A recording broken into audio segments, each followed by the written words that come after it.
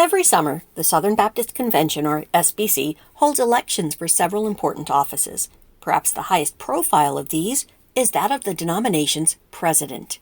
As we close in on their 2024 annual meeting this year, 5 SBC leaders have tossed their hats into the Thunderdome to fight for that role. Today, we're going to meet these guys and see who the most important contenders might be. Hello everyone, and welcome back. Today is Tuesday, April 9th, 2024. This is Roll to Disbelieve, and I'm Captain Cassidy. Thank you for joining me.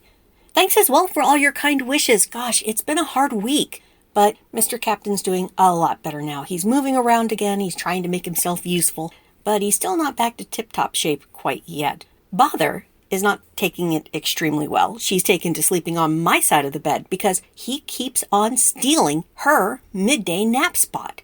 Cats often timeshare parts of a home, and at midday, Mr. Captain's side belongs to her. She is very annoyed that he does not find it somewhere else to do his resting. Like you see her walking out of the bedroom, tail lashing, frowning, that little kitty frown with the ears cocked back just a little. He is throwing off the routine here. Aside from that stuff, everything's good. I'm making bean stew with the ham hock from Easter that I froze. I still haven't eaten all that ham. For the stew, I got one of those giant packs of mixed beans. You probably have seen the kind. And this one came with a flavor packet, like ramen does. I'd never seen one of those before. I don't think this brand included the packet when I was first making the bean stew back in college, when I was Pentecostal and a newlywed with my evil ex-biff. So, as one does, I thought I'd give it a sniff and see if I liked it enough to actually use it. So I clipped off a corner of the little packet with a pair of scissors, and I took a little sniff, and I inhaled a bunch of gross ham-flavored dust. Cue the sneezing and cursing for a few minutes, as one does. For a long time, all I could smell was ham. I felt like Gaz from one of those old Invader Zim cartoons. When she got cursed and all she could taste was pig. It went away, thankfully, without me having to defeat the Shadow Hog in mano-a-mano combat. Overall, this time of year just makes me feel happy, keeps me busy. It's not just that the weather's finally trending towards something that's acceptably warm, though we did get hail earlier today. I do like the slightly warmer weather. And I love seeing all the plants wake up. Like outside, you can hear birds and critters just doing their thing, and everything's exploding in green. I'm just really glad to be back in the Pacific Northwest again. I was away for way too long. But this time of year is also the lead up to the SBC annual meeting. And I have really come to enjoy watching their utterly dysfunctional bickering. The whole thing is like wrestling in a way. It's like kayfabe. I joke about the SBC printing fight cards, but if they did, I would buy them without a second thought. This year, the big surprise to me is that Old Guard leader Tom Ascol is not running for election, and neither is Mike Stone, who is one of Ascol's cronies. Ascol ran in 2022, but he got beaten. And Stone ran in 2023, and he lost too. Bart Barber, a pretend progressive, won both years. Maybe Ascol can't bear the idea of losing a second time and maybe becoming stained with loserness. Dysfunctional authoritarians, they need to be on the winning side. If they lose too often, they lose a lot more than whatever that fight was. So instead, this year, he seems content to play power behind the throne, like Littlefinger or that big bald spy dude from Game of Thrones. I don't know who he is. I only caught scenes on YouTube sometimes. It is way too violent for me. The SBC isn't quite at that level of violence. Not yet. But I keep wondering what's going to happen if the Old Guard keeps losing elections and squabbles. For 5 years now, they've been losing. They only sort of won one time that I can recall, when they defeated Jared Wellman's clinching of the Executive Committee presidency back in May 2023 last year. That position, by the way, still open. It's always been an Old Guard fortress, that whole Executive Committee, and Old Guard guys led it for many years. I wonder if they're going to manage to capture it yet again. Because presidents of the SBC, they come and go like the tide, like clockwork, every year, every other year. Sometimes they reign for 2 whole years. That's just not a lot of time. So they don't have a lot of power. Besides appointing people to fill other roles in the denomination, they appoint committees and committee leaders all over the denomination. That is exactly how the Old Guard won the conservative resurgence in the first place back in the 80s and 90s. They realized that if they could hold the presidency for about 10 years, the presidency of the SBC, then they would pretty much be able to stack Old Guard cronies in everything. And that's what they did. Well, now their enemies seem to be doing the same thing. Still, aside from that, aside from his power to appoint, the president of the SBC itself doesn't have any time to make many big changes. What really matters is the executive committee. Its members tend to stick around a lot longer, and their president generally stays there till he gets bored or he wants to avoid something unpleasant. They're the ones who make the denomination work day to day. They set the budgets, they allocate the resources, they pay the bills. So yeah, I can see why the factions are deadlocked as they try to find a EC president who makes them all relatively happy, or at least all equally relatively unhappy. Both sides still clearly believe that the SBC is still worth fighting for. Even in its decline, it makes billions in donations every year. I mean, I still don't know exactly how much they pulled in for last year, 2023, but the last figure the SBC released was almost $12 billion. And that money pays for a lot of people's salaries and projects. Nobody sensible is going to walk away from that kind of money, and nothing the hardliner old guard could possibly cobble together on their own makes nearly so much. So it's been really exciting to watch something as big as the SBC just teetering on such a tiny little tiptoe in front of such a huge cliff edge. There's never been anything divine about Christianity, but the SBC proves beyond all doubt that Christians are just earthly people doing earthly things for earthly reasons. Some people are really, really good. Others are supremely terrible. And most just muddle along like anybody else might. So I hope you enjoyed today's coverage, because I sure enjoyed making it for you. Before we get going, I want to thank my patrons and supporters. You are the ones who make that coverage possible. Thank you so very much. If you're not one of them yet and you'd like to be, please check out the links at the end of today's write-up. They'll get you started, and I appreciate whatever you decide to do. And now, let us meet our two current SBC factions and get ready to rumble! On March 28th, the SBC's official site, Baptist Press, announced the at the time it was four candidates who were expecting to run in the SBC's upcoming presidential election. Tom Askell held a meeting for them on that day on social media, which is when we got to hear the opinions and plans that the candidates hope will get them elected. Each of these men has his own opinion about how to rescue the massive denomination from its years-long iceberg collision, and all four used that topic pretty much as a party platform. Generally speaking, each of the candidates belongs to one of two informal, unnamed factions that are fighting for supremacy in the SBC.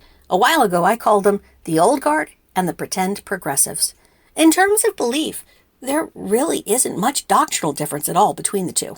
Instead, the factions differentiate themselves mostly by how they want to tackle the SBC's huge sex abuse crisis. The Old Guard are hardliners. They want to ignore that crisis and focus like lasers on recruitment. They are the veterans and the emotional descendants of the SBC Civil War, the conservative resurgence I just mentioned. They tend to think their predecessors did not go nearly far enough in yanking the denomination to the political right. And at present, Tom Askell is one of their big leaders. Meanwhile, the Pretend Progressives are counting on winning by acting like, they totally want to do something meaningful about that sex abuse crisis. Of course, a very few Pretend Progressives really do want reform and substantial action taken. Poor dears. The joke's on them. Back when racism was a lot more of a flashpoint, before the sex abuse crisis came out, the factions fell along similar lines there. The Old Guard guys insisted that all the SBC needed to do to combat racism was to Jesus harder. And the Pretend Progressives talked about doing more real-world stuff to combat the denomination's endemic, entrenched, centuries-old racism problem. One of the most hilarious aspects of this whole factional fight, I've got to segue here because it's too funny for words. One of the most hilarious parts about it is the sheer murderous venom that the Old Guard just keeps spewing online about their enemies. Yeah, so much for Jesus' certainty that his followers would just amaze the heathens with their love and kindness toward each other. Forget that noise. When the leadership and mastery of the huge money-making machine like the SBC is on the line, the Old Guard are in it to win it. They don't want to follow their God's direct orders, they want to win. By contrast, really, the Pretend Progressives have been the picture of graciousness and kindness toward the other faction. For example, check out what one Old Guard site had to say in 2021 about Russell Moore. He's a Pretend Progressive, At the time, he led the ERLC, or the Ethics and Religious Liberty Commission for the SBC. He ended up quitting, and now he's doing something with Christianity Today. Here's what the site had to say about him. Superhero in his own mind. Yes, Dr. Moore is just like QAnon. Only he is less committed to protecting children from abuse since Russell Moore quit. Trump was forced from office. I got no idea what they mean by that. The abuse victims he mentioned in his letter were props. These refer to a couple of letters that Moore made public after quitting his SBC job. Those letters revealed a bucket load of racism and sexism at the highest levels of SBC leadership. And they're saying that when he talks about abuse, he's just using victims as pawns. Because old guard people would never, right? Moving on, they said, he's doing what lifelong Democrats always do. They label their conservative opponent as racist, misogynist, and whatever other calumny they can manufacture. And this letter is a mix of calumnies blended with narcissism and victimhood. In other words, one might think it written by a self-absorbed soy boy rather than a minister of the gospel, unquote. Holy cow, how could someone read these hypocrites' nasty, overblown histrionics without just laughing? They call Moore a Democrat? Like, no, he's not. He's ultra-conservative, just like them. They accuse him of whining elsewhere. They call him a self-absorbed soy boy. And it's all just to score a political win. Y'all, this will never be not funny to me. Like, considering how much hardliner evangelicals say that they despise moral relativism, they sure display a lot of it, don't they? It's like words just don't mean anything to them. Once on YouTube, I actually told one of these guys, look, he's not a Democrat. He's not a liberal. You're saying these words, and that's not what he is. And they're like, well, he actually... No, he doesn't, you dipshit. I think they just went on continuing to do it, too, even after I told them what a bad witness it was. They don't care about their witness. They care about winning. Can you feel the love, everybody? Are you blown away by these true Christians' display of kindness and love toward everyone? Oh, yeah, we're feeling the love. Despite all that hateful rhetoric, though, the pretend progressives have been demolishing them for 5 years, as I mentioned. And that fact has only made the hardliners more vicious. So now, thus fortified, let us meet the current SBC candidates for president. The current incumbent president, Bart Barber, he served 2 terms, so he doesn't get to run again. So now we have 5 candidates, the 4 from that original post, and then another joined a little bit later. We have Jared Moore. He's a Tennessee Old Guard pastor, a state senator, and a rabid anti-abortion crusader and culture warrior. He's accused Bart Barber of being soft on abortion. David Allen is an Old Guard professor. He's buddy-buddy with the Old Guard OG, Paige Patterson. Paige Patterson got drummed out of his seminary gig for egregiously mishandling accusations of sex assault on his campus and some other stuff too. The Old Guard all said he had been unfairly fired. Now Allen actually works for some other seminary that's not associated with the SBC, but now he's hoping to win the SBC presidency? Yeah, okay, buddy. We have Clint Presley. He's a North Carolina pretend progressive pastor. He's held a bunch of denominational offices. Maybe this is his year. Next up, we have Bruce Frank. He's our latecomer to the game. He's another North Carolina pretend progressive pastor. He has spent years advocating for sex abuse reform. He missed Askell's shindig because he just joined like a couple of days ago. And then we have Mike Keybone.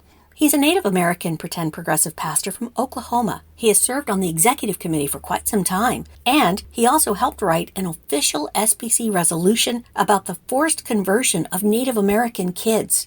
It was a big deal, and the SBC wasn't really mentioned in that scandal because he didn't quite exist yet. Oops. As you might have noticed, most of these guys are pastors, and that's normal. Most SBC presidents are pastors. You might think that a massive, giant business operation like the SBC might actually want leaders with corporate-level business experience and training. But that is not how the SBC rolls, my dear. Instead, they go wild for guys with successful churches. Scaling up to many millions of SBC-lings and tens of thousands of churches can't be that much different from leading a little bitty Baptist church in the middle of nowhere, can it? Right? In my opinion, the only 2 serious contenders here, and I'm being real generous on one of them, is Keybone and maybe Moore. As I mentioned, the Old Guard just wants to ignore the entire sex abuse crisis. During his turn at the mic, Jared Moore, our anti-abortion culture warrior and state senator, went one step further and denied that such a crisis even exists. Here's what the piece said.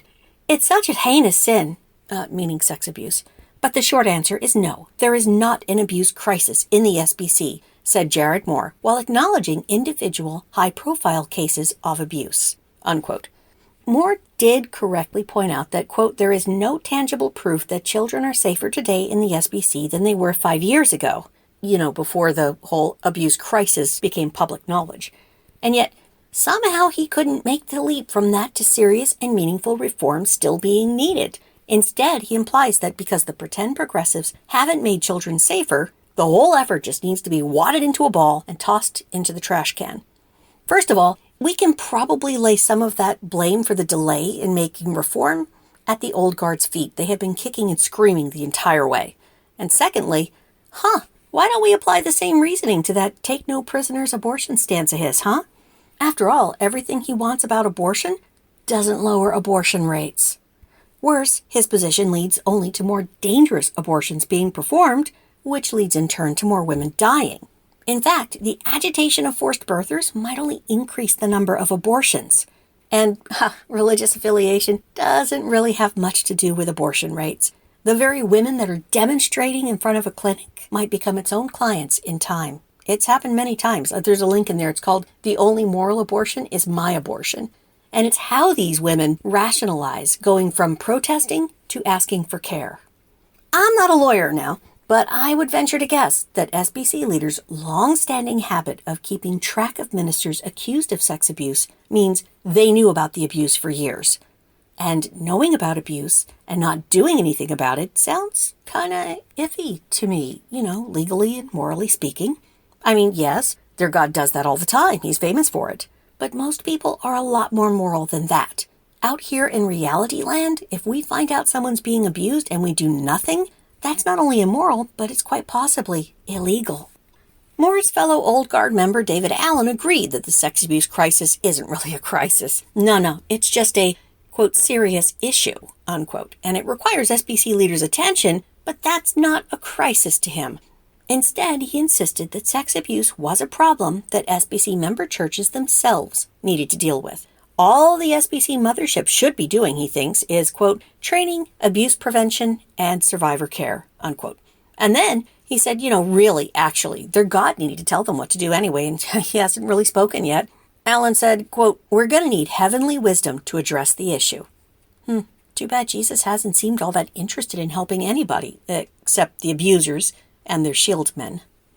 At the mic, Mike Keybone tried very hard to sell the pretend progressive's opinion to an audience that was likely composed mostly of old guard guys, and of course, hosted by one of the faction's leaders.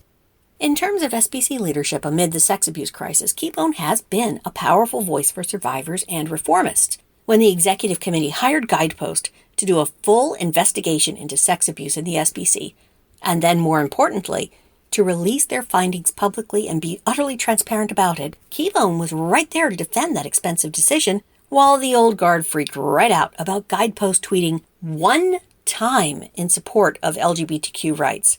Many of them quit their jobs in a huff rather than be examined so closely by people they did not and could not control. So once again, Keybone defended that hiring decision. He expressed his thanks to Jesus that the report found, quote, there wasn't a systematic process that made all these things happen, unquote. To which I can only say, wonder why the feds are investigating them then.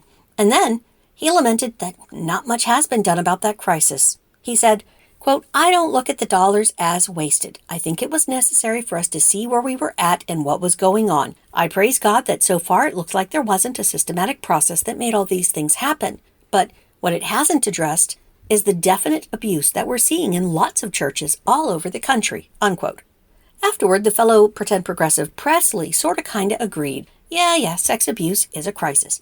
But no, it's not happening in every single church. That doesn't mean churches can relax, though. They gotta be vigilant. I don't think they changed a lot of old guard minds, let's put it that way. When Tom Askell spoke after that, he tried to make the pretend progressives look really bad.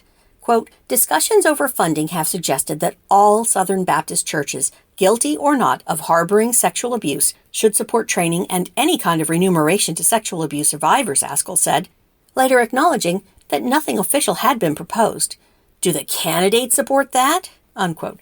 Now, Askell might have been referring here to the SBC's formal apology to one abuse survivor. That apology was, and still is, an extremely big deal for the denomination. The Old Guard, in particular, were not happy about the apology. And immediately, Keybone just yanked him up short, and he did it with such style, too. I really liked his response. Listen to this. "That's not what's being asked of churches," Keybone said. "It's not even on the table. The beauty of Southern Baptist is the voluntary cooperation. If a church wants to help, they should be able to. If they don't have to." Unquote. Naturally, since the Old Guard does have a little trouble with comprehension, both of the Old Guard candidates still came down hard on the idea that all SBC churches needed to fund training and awareness efforts to prevent abuse. Look, Keybone had literally just said that wasn't even, quote, on the table. But I guess they wanted to get the word out more definitively. And then these two Old Guard idiots accidentally said the quiet part out loud. And how do they do that? Well, they voiced what every Old Guard member is likely thinking these days.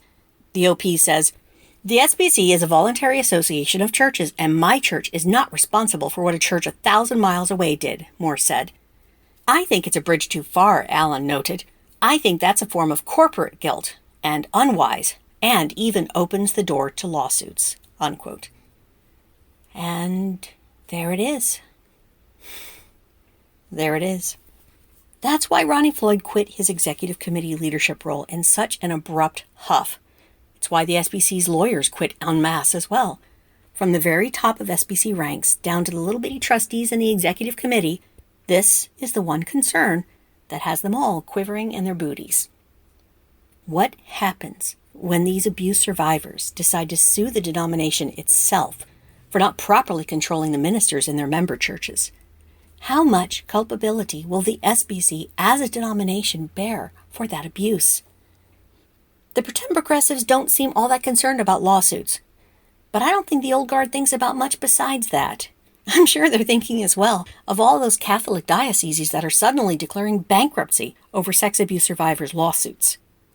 But I'll tell those Old Guard dudes something for free, though. Those SBC-lings who are going to be voting for SBC president come summer in Indianapolis have demonstrated for years that they want their leaders to care more about survivors than about the denomination's image and reputation, and to care far more than they even do about the SBC's monetary position. In fact, they are so incredibly interested in reform and a meaningful response to the crisis that they will even elect glacially slow-moving pretend progressive leaders over the hardliners who seem callously indifferent to all of it. When I read SBC-lings blog posts in their social media, I can all but taste their revulsion over the mere idea of prioritizing recruitment and keeping the money in the box over making churches safe. After talking about sex abuse in this meeting, conversation between our then 4 candidates drifted to women pastors and financial transparency. The factions were a little more divided on these 2 issues. Of note, some pastors in the SBC actually think that the idea of women pastoring churches has risen to the status of a crisis for the SBC, and I really liked how Keybone mentioned how kind of weird it is that SBC leaders who don't want to call sex abuse a crisis seem way more willing to call women pastors one. Well, as I said, of all the candidates, Keybone does stand out as the most prominent. However, Moore has real-world political power, and he is not shy about flinging muck at his enemies when the need arises. That sheer belligerence and aggression of his might win over voters, especially if they're already Old Guard or even kind of leaning that way. That said, I don't think the Old Guard has a candidate in the running right now who can actually win. Unless. See, the SBC has been bleeding members for a really long time. So far, the body of voters each summer has consisted of more pretend progressives than Old Guard. But Christianity in general has become more evangelical in character in the last couple of years, and evangelicalism itself seems to be polarizing further and further into right-wing extremism. If enough pretend progressives leave the SBC, then the Old Guard stands a much better chance of winning. If they keep losing, I wonder if they might start thinking of flouncing away to make their own new denomination. I don't think that idea would displease Tom Askell, who already acts a lot like his faction's eternal god emperor. What I'm really saying is get your popcorn ready. This summer's annual meeting is going to be fun, folks. Next up, we will have more dueling opinions about rescuing the SBC. And I appreciate you all for listening. I will be back on Friday morning. I hope you'll join me again. Until then, this is Captain Cassidy signing off. Have a great midweek. See you soon.